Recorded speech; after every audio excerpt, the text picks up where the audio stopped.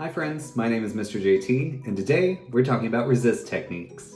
A resist is created when two mediums repel each other. For instance, if you use a waxy medium, like a crayon, and a wet medium, like watercolor.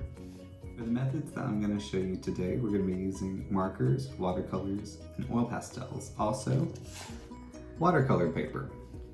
We're going to begin with the oil pastels and the watercolor. Right now, I just want to show y'all the variety of different marks and relationships that you can create between these two materials. What you're going to see when I lay down the paint is that the paint will slip off of the surface of the oil pastel, but we are going to have to paper towel it off because I made this paint very thick.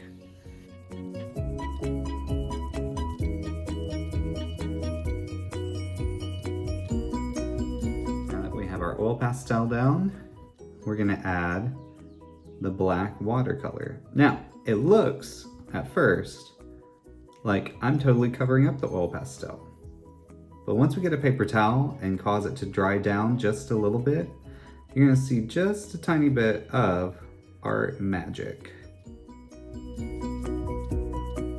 Okay, let's give it a little bit of help, but try to keep it tidy.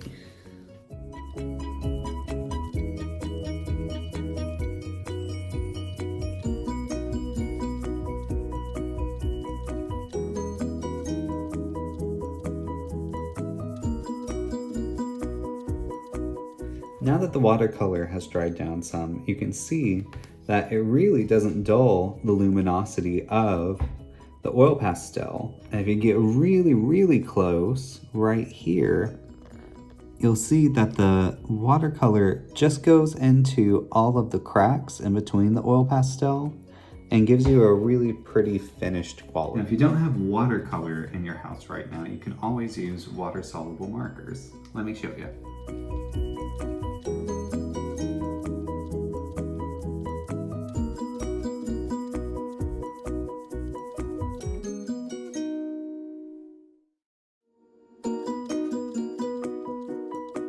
So I've put marker down all around the oil pastels. Be careful not to color directly on them too much because it will clog up your markers.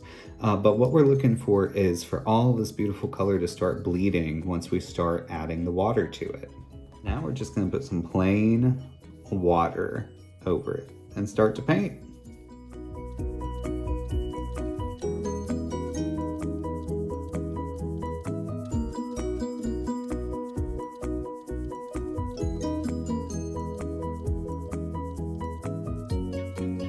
And then dab it with a paper towel once you're done painting.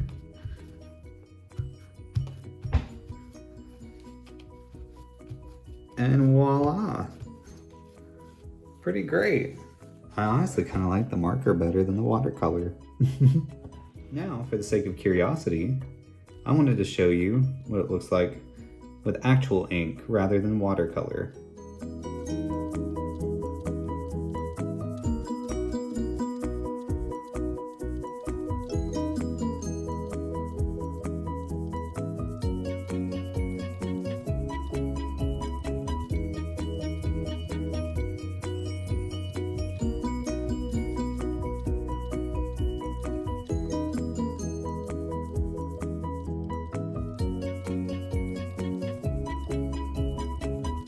Now that we've learned our technique for today, I'm going to show you how I can take it and build it into a multi-layered picture. So watch what I do.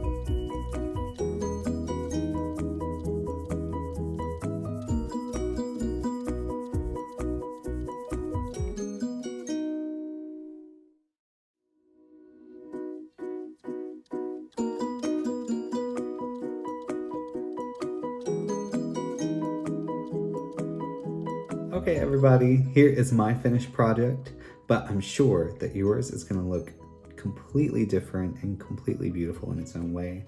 As always, please tag the Dixon and show us all of your creations.